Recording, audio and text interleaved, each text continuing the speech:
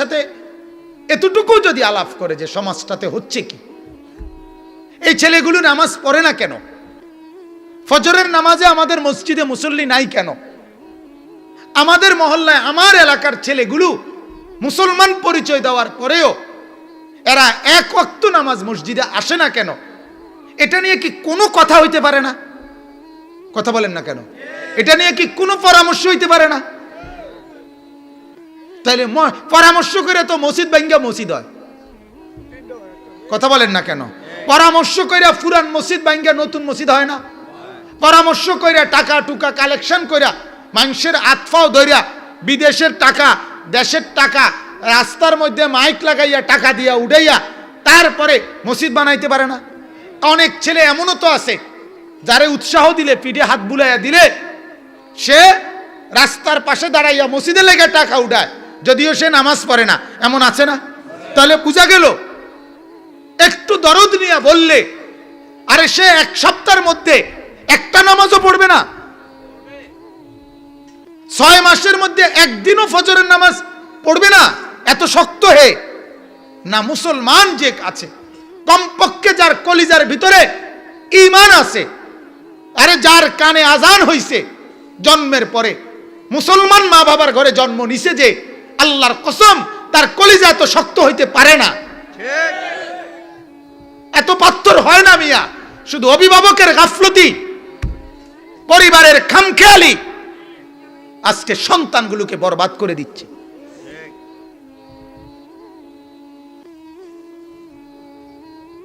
এটা হলো মেন সমস্যা। আমি এজন্য আমার একটা শক্ত কথা, এটা পরিষ্কার কথা, আজকে মা বাবা এরাও চূড়ান্ত পর্যায়ের স্বার্থপর, এগুলো স্বার্থপর। এগুলোর কথা হইল শুধু ভাত তরকারির বুঝ হইতে হইব। আমার চাকরি করবি, নয় দোকানদারি করবি, নয় ব্যবসা করবি, নয় বিদেশ যাবি, নয় টাকা কামাইবি, টাকা দরকার, যেমনে করস করস।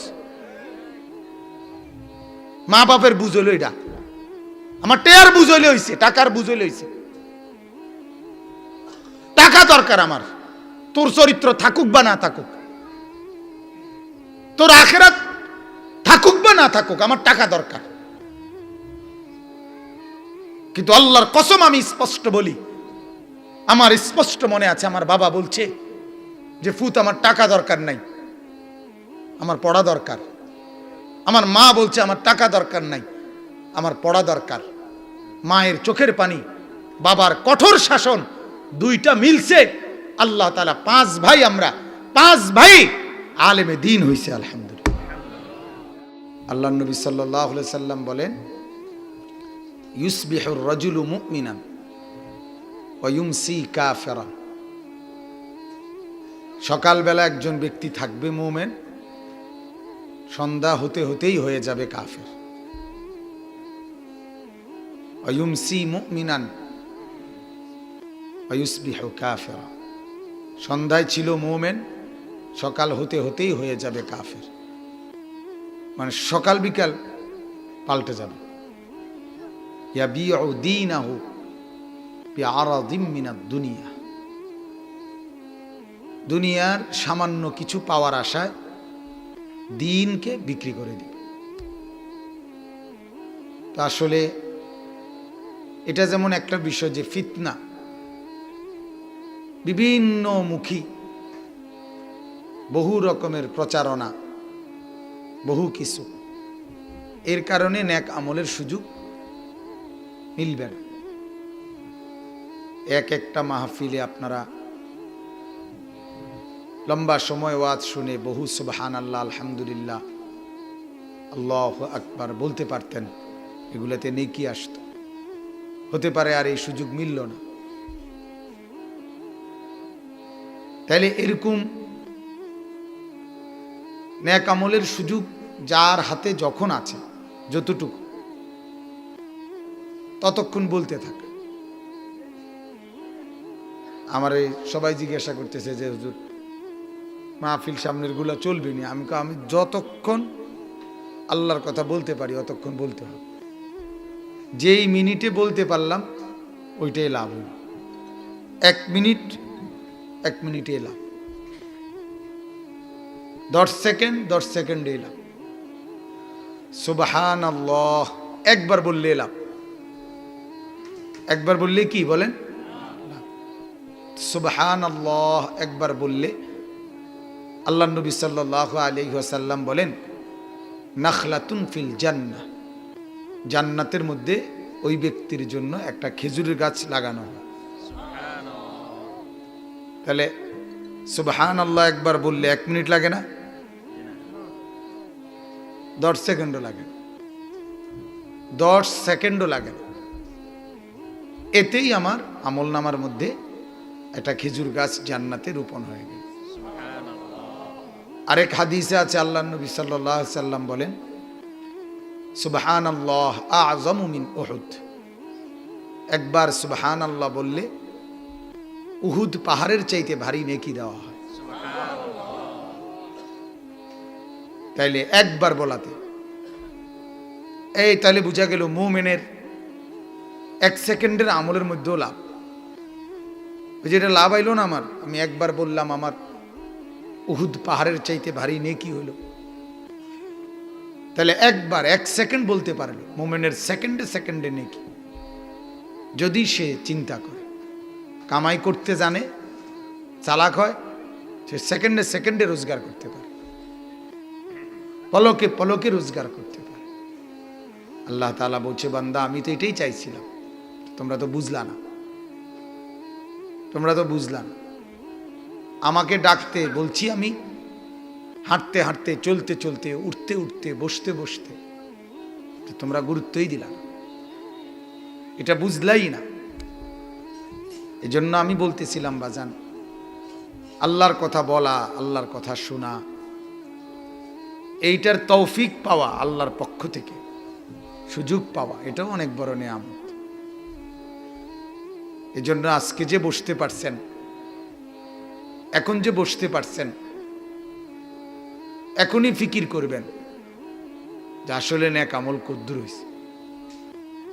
ওয়াল তানজুর নাফসুম মা কদ্দামাত লিগাত, আল্লাহ বলেন ঈমানদার তোমরা প্রত্যেকেই লক্ষ্য করো, আগামীকাল কিয়ামত, আর এর জন্য আজ তুমি কি পাঠাইছো। কিয়ামত কোন দিন? আগামীকাল। এই কথার 3 তাফসীর, এই কথার 3টা ব্যাখ্যা। 1 নাম্বার হলো আখিরাতের তুলনায়, পরকালের তুলনায় গোটা পৃথিবীর হায়াতটা একদিন। গোটা পৃথিবীর সময়সীমাটা কয়দিন? আর আখিরাত আগামী দিন। এই কথার দ্বিতীয় অর্থ হইল আজকের থেকে আগামী দিন, আজ আর আগামী দিন এটা যেমন কাছাকাছি, আমি এবং আখিরাত এমন কাছাকাছি, পরকাল এমন কাছাকাছি। তৃতীয় অর্থ হলো আজ যেহেতু বললাম, তাহলে আগামীকাল আসবেই, তাহলে আগামীকাল যেমন নিশ্চিত, আজ বলাতে আগামীকাল কি নিশ্চিত, আখিরাতও এমন নিশ্চিত।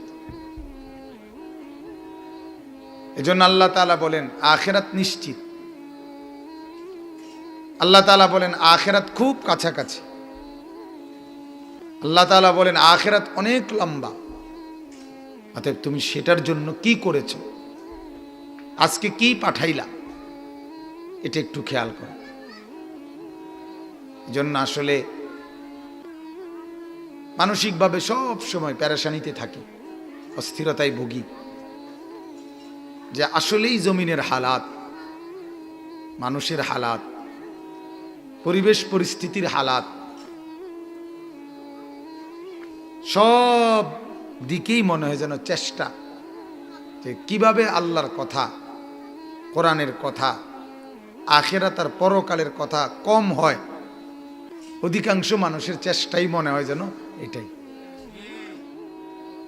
এই জন্য বলতেছি আসলে আল্লাহর কথা বলার পরিবেশ শেষ পর্যন্ত কয়দিন থাকে বলা যায় না। একদিকে করোনা, একদিকে সরকারি বিধিনিষেধ, আরেকদিকে নাস্তিক মুরতাদদের প্রচারণা, আরেকদিকে ইসলামের দুশ্মনদের বহুমুখী ষড়যন্ত্র। হ্যাঁ, এগুলো তো আছেই, চলমান, ঠিক না? এগুলো তো চলমান।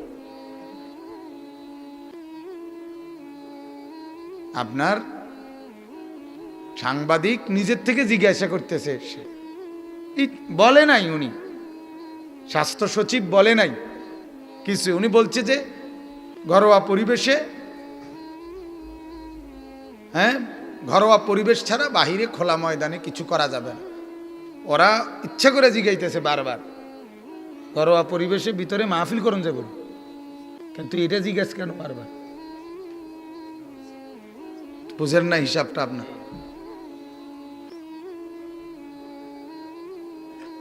অর্থাৎ সবার অ্যালার্জি কি নিয়া? এটা নিয়ে। আল্লাহর কথা কম হোক, আখিরাতের কথা কম হোক, পরকালের কথাটাই শুধু কম হোক, সবার অ্যালার্জি এটা। ঝামেলা শুধু এটাই, মহিলারা পুরা কাপড় খুলতে পারতেছে না শুধু এই হুজুরগুর জ্বালায়। কথা বুঝছেন না কথা? সুদখোর ঘুষখোর পুরাপুরি একের খোলা মাঝ রাস্তায় সুদের দোয়ান দিতে পারতেছে না শুধু এই হুজুরগুর জ্বালায়। ফেন্সিখোর, বাবাখোর, ডাইলখোর খোলামেলা বিক্রি করতে পারতেছে না ইয়াবা, শুধু এই হুজুর মসজিদ মাদ্রাসা এখনো এগুলোর জ্বালাতনের কারণে। এগুলা যদি না থাকতো তাহলে একদম খোলামেলা ওপেন করতে পারত। ইউরোপ আমেরিকাতে যৌন স্বাধীনতা open, open sex, free sex, অর্থাৎ অবাধ যৌন স্বাধীনতা। ইউরোপের একটা দেশে আমি নিজে পত্রিকায় পড়ছি, সমুদ্রের পাড়ে সমুদ্র স্নান, সূর্যের আলো উঠলে সম্পূর্ণ বিবস্ত্র হয়ে নারী পুরুষ একেবারে উলঙ্গ হয়ে সূর্য স্নান করে। এটা মানে সূর্যের তাপে শরীর কিছুক্ষণ তাপ নিয়ে এরপরে গোসল করে। তো ওই দেশের আপনার কিছু ভদ্রলোক, যদিও কাফের, একটু বিবেকবান হয়তো, ওরা একটু প্রতিবাদ করছে যে এটা একবারে বেশি নগ্নতা দেখা যায়, এইভাবে সমুদ্রের পাড়ে এইভাবে একেবারে কাপড় চোপড় ফুল নারী পুরুষ খুলে ফেলা, এটা বেশি অসভ্যতা দেখা যায়, এটা একটু কি করা উচিত, নিয়ন্ত্রণ করা উচিত। পত্রিকায় আসছে যে, আর আমি পড়ছি পত্রিকায় আসছে যে ওই নারীরা, ওই পুরুষরা ওই দেশের রাজধানীর প্রধান সড়কে সম্পূর্ণ বিবস্ত্র হয়ে তারা প্রতিবাদ মিছিল করছে যে এটা আমাদের অধিকার, এটা ব্যক্তি স্বাধীনতা, এখানে কেউ কিছু বলার অধিকার দিল কে? বুঝেন নাই কথাটা? এই হলো তাদের মানসিকতা। নাই তো আপনি কল্পনা করেন, এটা আমাদের মাহফিল, কিন্তু এখানেও যদি উপযুক্ত মেয়েরা এই পরিমাণ আসতে একটু লজ্জাবোধ না করে, তাই এদের মানসিকতাটা কোথায়? এরা শুধুমাত্র আমাদের জ্বালায় পারতেছে না, আমাদের কারণে পারতেছে না। আমরা এখনো কিছু বলি, কিছু মানুষ শুনে আমগো হুজুরদের কথা, এই কারণে আটকায় রয়েছে। এজন্য আসলে বাজান, খুব আফসুস মনের মাঝে, এই মন ভাঙ্গা নিয়েই ওয়াজ করি। মাঝে মাঝে খুব পেরেশানি হয়, কাকে বলবো, কোথায় বলবো, কিভাবে বলবো, কতদিন বলবো। আল্লাহ তাআলা আমাদেরকে বুঝার তৌফিক দান করেন। আমার বাজান, একটু হলেও ভাইবেন, সমাজটার চতুর্দিকে তাকায়েন, সমাজের চতুর্দিকে তাকায়েন, ছেলে পেলেদের দিকে তাকায়েন, মায়া নিয়া ছেলেদের দিকে তাকায়েন, কেমন হালাত। মেয়েদের অবস্থা, নারীদের অবস্থা নজর রাখেন কিরকম। হাদিসের মধ্যে আছে, আল্লাহর রাসূল সাল্লাল্লাহু আলাইহি সাল্লাম বলেন,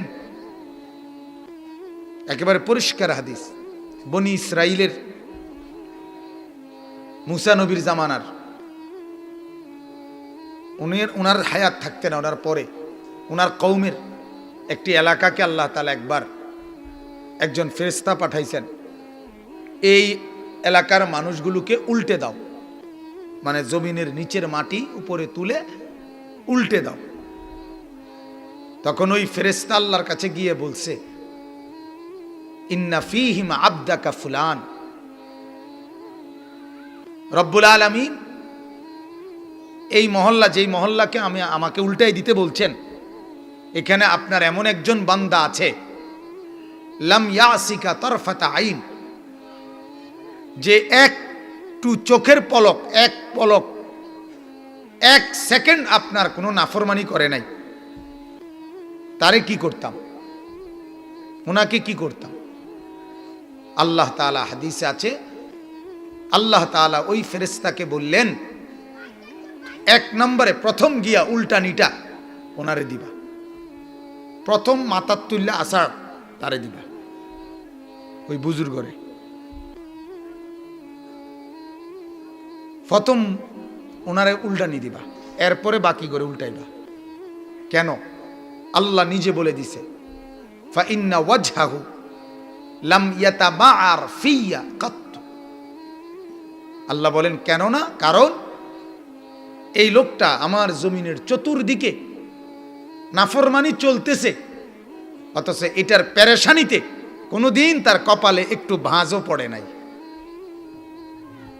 হেতের ফানখানা ঠিক, এবাডার বনখানাও ঠিক, এবাডার বিড়ি খানাও ঠিক, চা খানাও ঠিক, বুটমুড়ি পেঁয়াজু খানাও ঠিক, বাতো খানা ঠিক, রাতের ঘুমও ঠিক, আপেল মালটা খানাও ঠিক, হ্যাঁ, সুবারি খানাও ঠিক, সুন খানাও ঠিক। বাহ বাবা, যাটার কোনো অসুবিধা নাই, এক বিন্দু চেহারায় কোনো পেরেশানি নাই, যে চলছেটা কি, চতুর্দিকে কেন এত নাফরমানি, কি করা উচিত, আমার সামর্থ্যে কি আছে, আমার সামর্থ্যে একটা বদনা পানি দেওয়ার মতো সুযোগ আছে, দেই না, কি বলেন, উচিত না? আমি একটা লোটা পানি দেই না আগুনটাতে, আরেকজনে বালতি দিয়ে দেও, আমি বদনা দিয়ে দেই না, আমি জগ দিয়েই দেই না।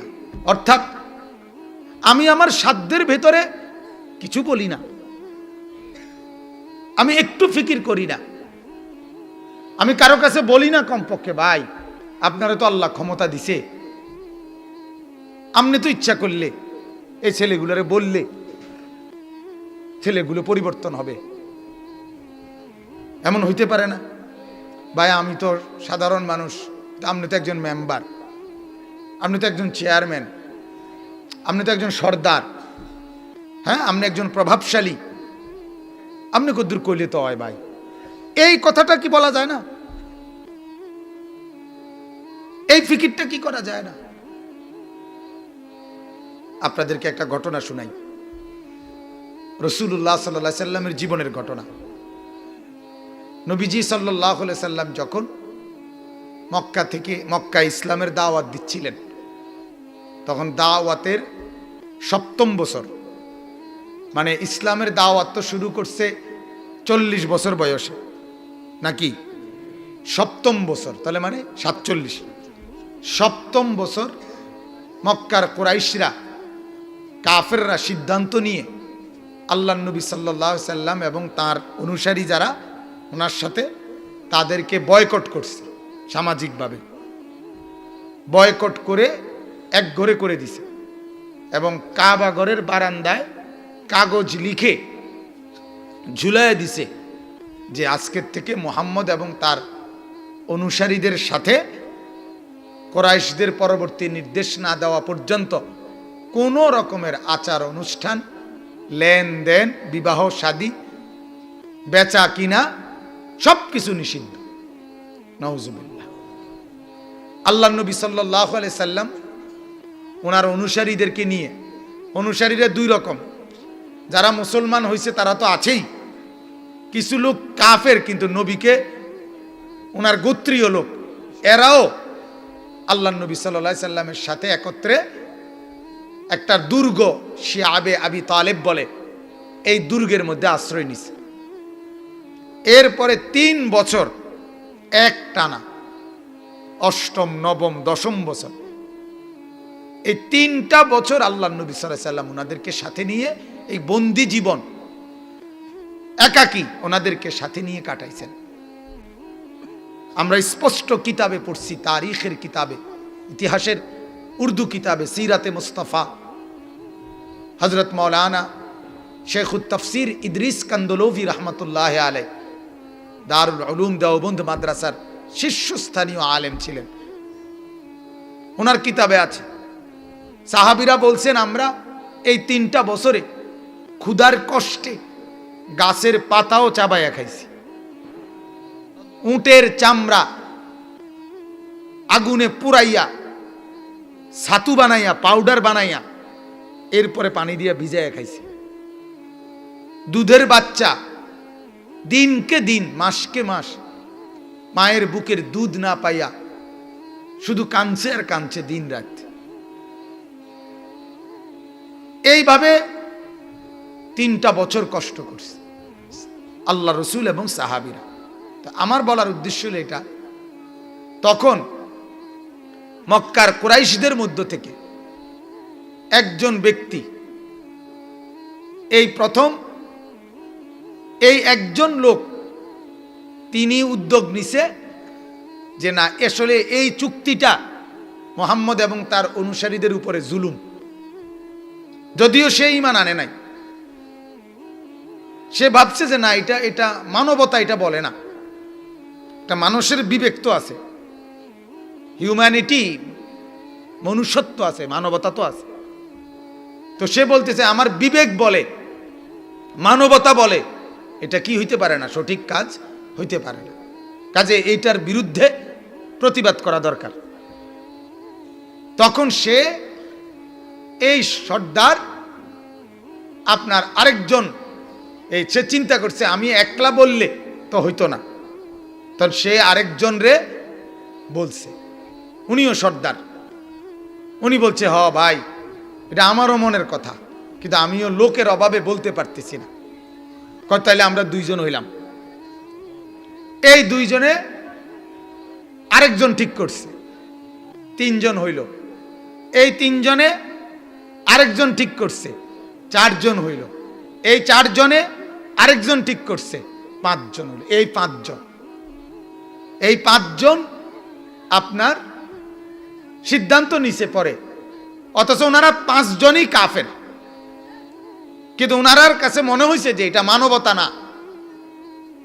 আজকে 3টা বছর মুহাম্মদ তার অনুসারী লোকগুলো নিয়ে দুকে দুকে মরতেছে, এটা ইনসাফ হইতে পারে না, মনুষ্যত্ব হইতে পারে না। পরের দিন আপনার যখন মক্কার কুরাইশরা এরকম মিটিংয়ে বসছে, কথাবার্তির দারুন না দোয়াতে, ভাইয়া এদিক সেদিক তাকায়েন না, এদিকে তাকান, ডানে বামে তাকায়েন না, অনুরোধ করলাম। অল্প একটু সময় বয়ান করা, এদিক সেদিক অমনোযোগী হইলে তো এরপরে দেখবেন টাইম শেষ, আপনারা বাইল হইতে হইতে আমার টাইম শেষ। তো এই কারণে বলতেছি যে এই 5 জনের নিয়ত আগের থেকে প্ল্যান করে নিছে যে কালকে আমরা মিটিংয়ে, মানে ওই পরামর্শ সভায় বমু আলগা আলগা, একসাথে না, এখানে একজন, হেনে একজন, হেনে একজন, মানে সরায় সরায় বসবো আর কি আমরা, আলগা আলগা, যাতে একজন একসাথে বইছি এটা যাতে বোঝা না যায়। তো 5 জন বসছে 5 খান দিয়া, আবুল বাখতারি, আবুল আসওয়াদ, এরকম আরো কি কি নাম যেন। তো প্রথম একজন কথা উঠাইছে পরের দিন আর কি মিটিংয়ে, যে দেখুন সবার কাছে আমার একটা প্রস্তাব, এটা আমার একটা মনের কথা, আমার ব্যক্তিগত অভিমত, মুহাম্মদের সাথে এবং তার অনুসারীদের সাথে এই আচরণটা ঠিক হইতেছে না, এটা একটা অন্যায় আচরণ হচ্ছে, এটা আসলে উচিত হচ্ছে না। আমাদের কুরাইশদেরও তো একটা ইজ্জত আছে, একজন মানুষের সাথে বিরোধিতা কি এভাবে হয়নি, এরকম একটা কথা বলছে। সাথে সাথে ওই আরেক কোনা দিয়া উনি দাঁড়াইয়া বলছে, তুমি কথাটা কইয়া লাইলা, কথাটা তো আমারও মনে আইছিল, আমিও কইলাম হইলে এরকম একটা কথা আমিও আজকে কয়টা দিন ধরে কমু কমু কইয়া ভাবছিলাম, যে তুমি কওনে আমারও মনে আইছে যে না আমিও কম দরকার কথাটা। এরপরে উনিও বলছে হ্যাঁ আমারও কথা এটা আসলে ঠিক হইতেছে। আরেকজনে বলছে, আরেকজনে কয়জন হইল? 5 জনে যখন বলছে, পুরা মজমার মধ্যে একটা সুরগুল উঠে গেছে। আরো লোকজনেও না আসলে কথাটা ভাবা দরকার। আবু জেহেল তো বড় বিচক্ষণ ছিল, কিতাবে আছে আবু জেহেল 5 জনের চেহারার দিকে তাকাই এই বলছে যে আল্লাহর কসম এগুলো আগের পরিকল্পিত। এটা কিতাবে আছে। মাহে বড় নেতা না, নেতার তো একটা কি থাকে, গুণ থাকে না, নেতা তো নেতাই হয়। তো কয়েকটা মনে হইতেছে কি পূর্ব পরিকল্পিত, তোমরা আসলে নাইলে এক সুরের কথা। কিন্তু এটা বলার পরেও পুরা ঠিক এই টাইমে আল্লাহর কুদরত, তারা এখানে একটা কাবজাব লাগাই দিছে, কাজ্জা ফাসাদ, এবং নিজেদের মধ্যে কি হয়ে গেল, মতানৈক্য হয়ে গেল না। কিছু কইতেছে না এটাই কথা ঠিক, কিছু বলতেছে না এটা ঠিক হইতে পারে না বেটা। এই নিয়ে তর্কাতর্কির মধ্যেই আল্লাহ নবী সাল্লাল্লাহু আলাইহি সাল্লাম ওনার চাচা আবু তালেবকে নবীজি বলছে, চাচা আল্লাহ তাআলা আমাকে এই মাত্র জানাইছে যে ওরা যেই কাগজটা ওইখানে লেখা রাখছিল কাবা ঘরের বারান্দায়, ওইটার মধ্যে শুধু আল্লাহ, এই আল্লাহর নাম লিখছে শুরুতে বিসমিল্লাহ, বিসমিকাল্লাহুম্মা যে লিখছে আল্লাহর নামটা ছাড়া ওই কাগজে যতগুলো লেখা চুক্তির শর্ত, এগুলো একটা অক্ষরও বাকি নাই, সব ফোকে খাইয়া ফেলছে। আল্লাহ আমাকে জানাইছে, আপনি কি কোন? আবু তালেব আসছে এটা বলার জন্য, আইসা দেখে কাজ্জা চলতেছে, এটা লইয়াই কথা বুঝেন না, ঝগড়া চলতেছে কি নিয়া, এটা নিয়েই তর্কাতর্কি চলতেছে। আবু তালেব তখন বলতেছে, এই সবাই থামো, আমি একটা কথা বলি, মোহাম্মদ আমাকে এই মাত্র, আমার ভাতিজা আবু তালেবও কিন্তু কাফের না, আবু তালেব কি ইমান আনছিনি, সেও তো ইমান আনে নাই। বলতেছে আমার একটা কথা, আমার ভাতিজা এই মাত্র বলল যে ওই চুক্তির যে কাগজটা আমরা টাঙ্গাইছি ওইটা নাকি পোকে খাইয়া ফেলছে। তো এক কাজ করো, এই তর্কাতর্কি না করে এই কথাটার উপর একটা সিদ্ধান্ত করো, যদি মুহাম্মদের কথা এটা ঠিক হয় তাহলে চুক্তি বাতিল, আর যদি ভুল হয় তার কথাটা যে না পোকে খায় নাই, যদি গিয়ে দেখি আমরা, তাইলে এই সিদ্ধান্ত বলবৎ থাকবে। কথা বুঝছেন? সবাই কইছে হ্যাঁ ঠিক আছে চলো। আইসা দেখে ঠিকই আল্লাহ রাসূল সাল্লাল্লাহু আলাইহি সাল্লাম যা বলছেন তাই।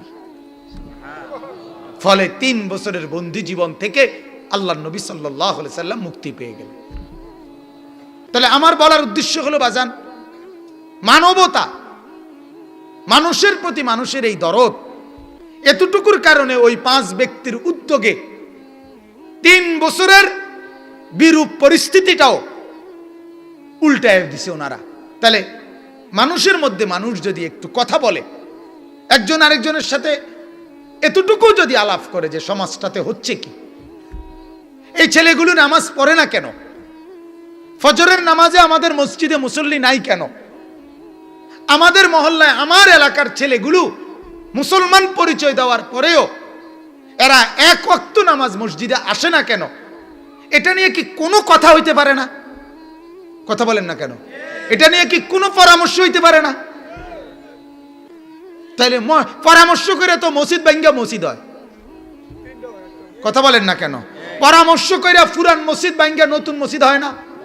পরামর্শ কইরা টাকা টুকা কালেকশন কইরা মানুষের আতফাও ধরিয়া বিদেশের টাকা দেশের টাকা রাস্তার মধ্যে মাইক লাগাইয়া টাকা দিয়া উড়াইয়া তারপরে মসজিদ বানাইতে পারে না? অনেক ছেলে এমনও তো আছে যারে উৎসাহ দিলে, পিঠে হাত বুলাইয়া দিলে, সে রাস্তার পাশে দাঁড়াইয়া মসজিদে লেগে টাকা উঠায়, যদিও সে নামাজ পড়ে না। এমন আছে না? তাহলে বুঝা গেল, একটু দরদ নিয়ে বললে, আরে সে এক সপ্তাহের মধ্যে একটা নামাজও পড়বে না, 6 মাসের মধ্যে একদিনও ফজরের নামাজ পড়বে না, এত শক্ত হে না। মুসলমান যে আছে, কমপক্ষে যার কলিজার ভিতরে ঈমান আছে, আরে যার কানে আজান হইছে জন্মের পরে, মুসলমান মা বাবার ঘরে জন্ম নিছে, যে আল্লাহর কসম তার কলিজা এত শক্ত হইতে পারে না, এত পাথর হয় না মিয়া। শুধু অভিভাবকের গাফলতি, পরিবারের খামখেয়ালি আজকে সন্তানগুলোকে বরবাদ করে দিচ্ছে।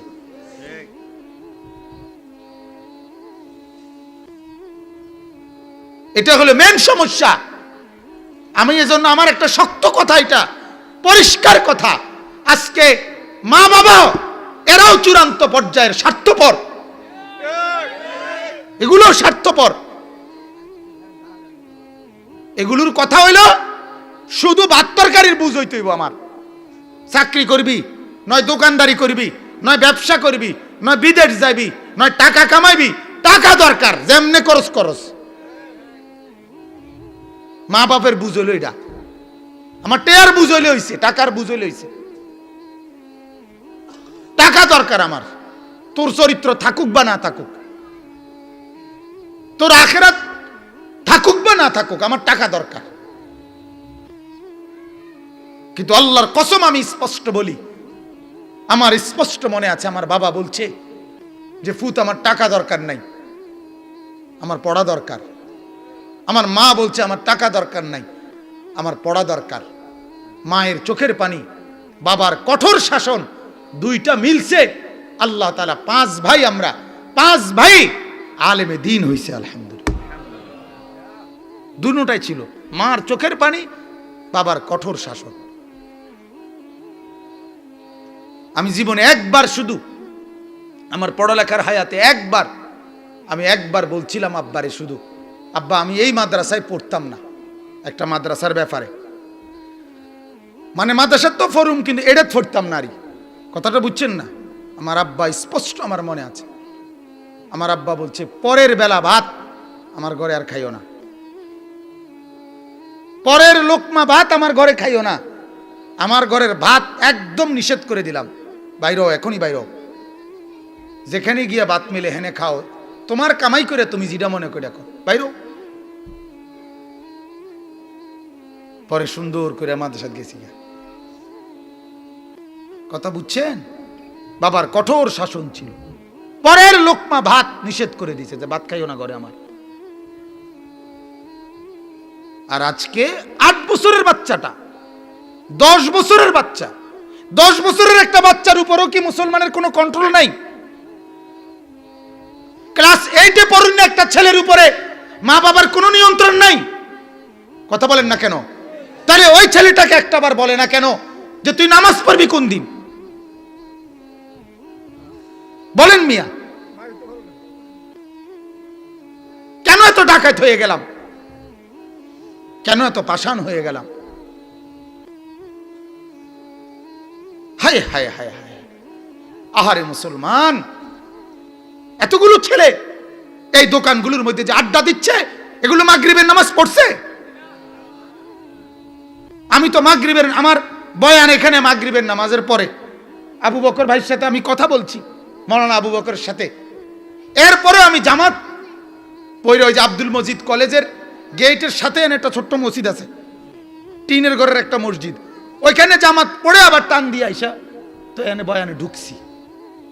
তাহলে আমার ওয়াজ এটা যেমন দরকার, আমার নামাজ তার চাইতে কোটি গুণ বেশি দরকার।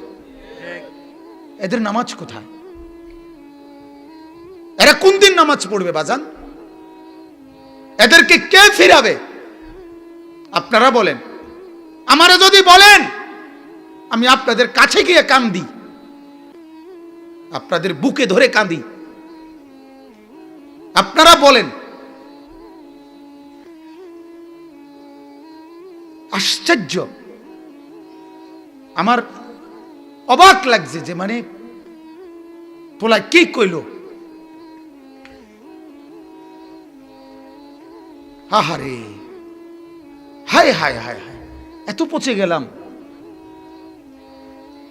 অথচ মানুষের যেই কোনো মানুষ এটা বুঝে, গাছের গোড়া শক্ত অংশ এত সকালে তো ভাঙ্গে যায় না।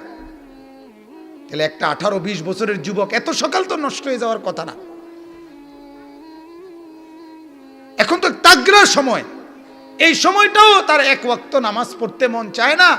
এ ভবিষ্যতে করবেটা কি?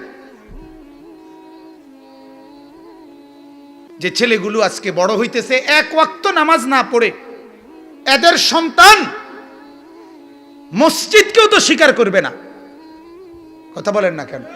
এদের সন্তান তো কোরআনকেও স্বীকার করবে। কোরআন আবার কি আপনারা জানেন? এই যে রাসূলুল্লাহ সাল্লাল্লাহু আলাইহি সাল্লাম যেই কওম কুরাইশের কাছে ইসলামের দাওয়াত দিছে, তারা আল্লাহর নবীকে বলতো, মুহাম্মদের কিতা কও, কবর কিতা, আখিরাত কি, কবর থেকে আবার কেমনে উড়াইব? এই কোরআনে আছে, ওয়াদারাবা লানা মাসালান ওয়া নাসিয়া খালকা ক্বালা মান ইউহয়িল ইযামা ওয়া হিয়া রামীম। মক্কার কুরাইশের এক কাফের বলতে নবীকে, মুহাম্মদ যেই হাড্ডি গুঁড়া হইয়া পাউডার পাউডার হয়ে গেছে, মাটির সাথে মিশে গেছে, এটারে তোমার খোদায় কেমনে উড়াইব? তার মানে এরা আখিরাত চিনতেছে না। কথাটা আমার বুঝছেন? এরা পরকাল চিনতেছে না, এরা কবর বুঝতেছে না।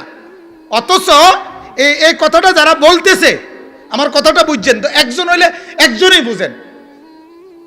এই কথাটা যারা বলতেছে, যে কি বলতেছো মুহাম্মদ, কবর কিতা, হাসুর কি, পরকাল কি, আখিরাত কি, আল্লাহর কসম এরা এই যে এরা বলছে, এরা কিন্তু ইব্রাহিম এবং ইসমাইল দুইজন নবীর বংশধর।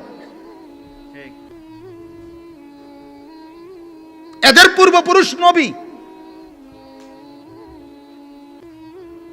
কিন্তু নবীর শিক্ষার থেকে ছুটতে ছুটতে, বাদ দিতে দিতে, একদিন নবীর জেনারেশন আইসা আরেক নবীরে বলতেছে আখিরাত কিতা।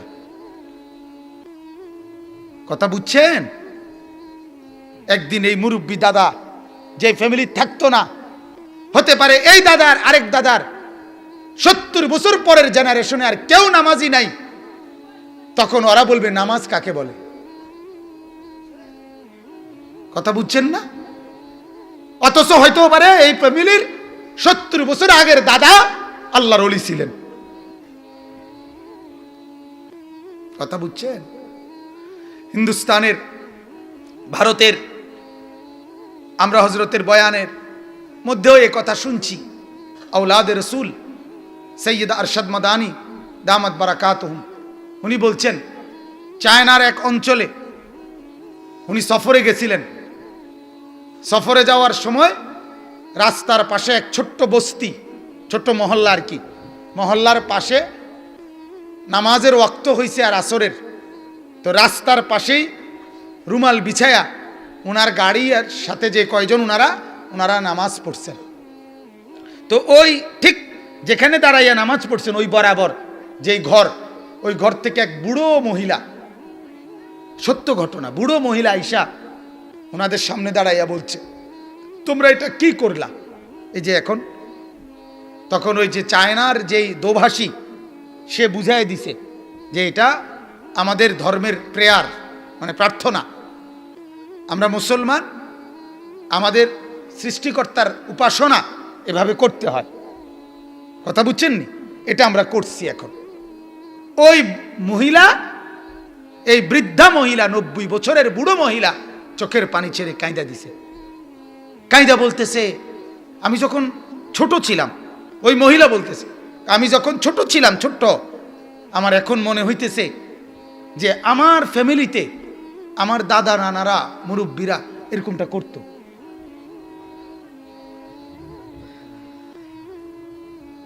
এরকমটা করতো। আচ্ছা, তোমাদের এটা দেখে আমার ওই স্মৃতি মনে হয়েছে। কথা বুঝছেন? অর্থাৎ আজ থেকে 70 বছর আগের পূর্বপুরুষ মুসলমান ছিল, 70 বছর পরে ঈমান ইসলাম হারাইয়া নিজেদের পরিচয় আর জানে না। আমার অনুরোধ বাজান, আমার অনুরোধ, আপনারা আপনাদের ফ্যামিলি এভাবে ছেড়ে যায়েন না। ওরা ইসলাম ভুলে যাবে, ওরা একদিন চিনবে না কোরআন কাকে বলে, একদিন ভুলেই যাবে, চিনবে না। একদিন তারা কোরআন চিনবেই না। মসজিদ, মাদ্রাসা যে পরিমাণ চেষ্টা মেহনত করতেছে, কিন্তু সব কিছুতেই সীমিত।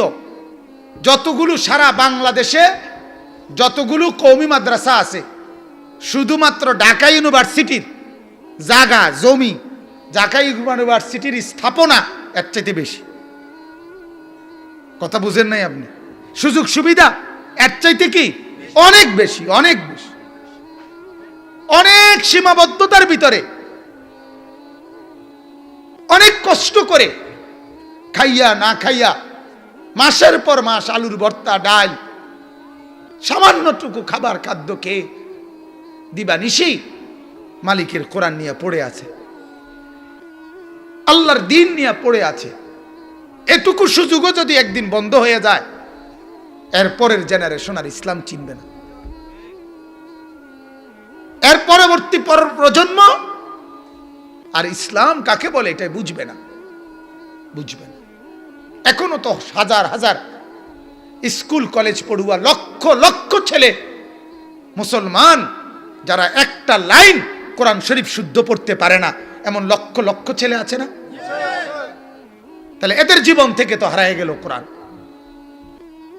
এরা তো আর জীবনে কোনোদিন আল্লাহর কোরআন শুদ্ধ পড়তে পারলো না, আর না পড়ার কোনো আফসোসও শিখলো না, না পড়ার কোনো বেদনাও নাই, না পারার কোনো অনুশোচনাও নাই, না পারার কারণে কোনো বিব্রত লজ্জিত এটাও তো নাই, এটা তো কোনো পরোয়াও করে না। তাহলে মানসিকতা এখানে এসে দাঁড়াইছে। এরপরের ওলারা তো স্বীকৃতি দিবে না কোরআন কি জিনিস, কোরআন কি জিনিস। কথা বুঝছেন না? ওই যে আপনার কয়দিন এক বক্তা ছিল ক্রিকেট খেলোয়াড়, এরপর হয়ে গেছে এখন বড় বক্তা। উনি আপনার কোরআনুল কারীমকে হাতে ধরে বলছে এটা একটা বই,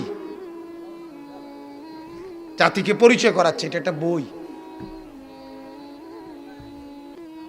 কথা বুঝছেন? ইত্তাখাযান নাসু রুউসান জুহালান।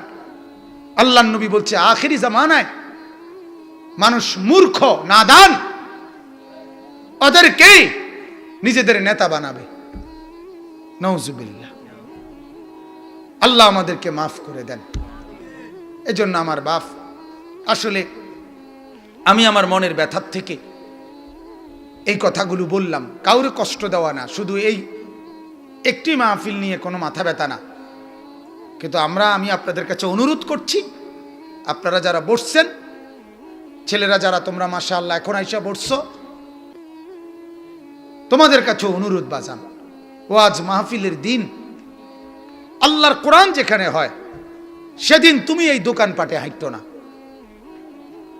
সেদিনের এই বুট, সেদিনের বাদাম প্রয়োজনে না খাও, ওই দিনের চটপুটি না খাও।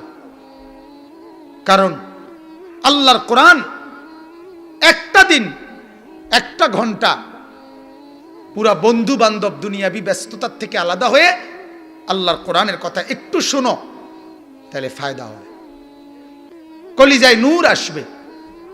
আপনাদের কাছে অনুরোধ, আপনারা একটু ফিকির করবেন, যে যেখানে মাহফিল করার। আমার কথা হলো, কেউ রাগ হোক, দোকানদাররা রাগ হোক, এতে আমার কিছু করার নাই, আমার কোনো কিছু করার নাই। কিন্তু তারা জবাব দিক, একজন বুট দোকানদার জবাব দিক, তার নামাজের টাইম হবে কোন দিন। কথা বলেন না? সে বলুক। তাহলে একজন চটপটি দোকানদার বলুক যে বাবা তোমার নামাজের ওয়াক্ত হবে কোন দিন। তুমি কি মরবা না? কথা বলেন না? তোমার কি আখিরাত নাই? তো তোমারে ফিরাবে কে? তোমার কি কোনো কথা শোনা দরকার নেই? আল্লাহ আমাদেরকে বুঝার তৌফিক দান করে। এরকম নতুন নতুন ইসলামিক ভিডিও পেতে আমাদের চ্যানেলটি সাবস্ক্রাইব করে আমাদের পাশে থাকুন। ধন্যবাদ।